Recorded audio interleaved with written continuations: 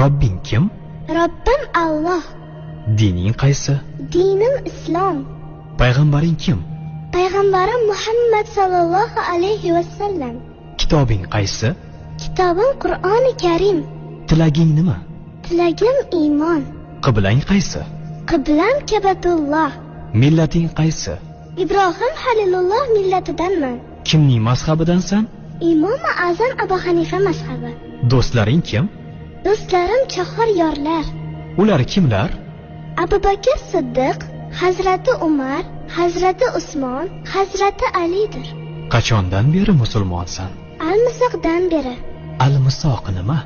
Alloh taolo ruhimizni yaratib, ulardan va'da olgan kun. E'tiqoding qaysi?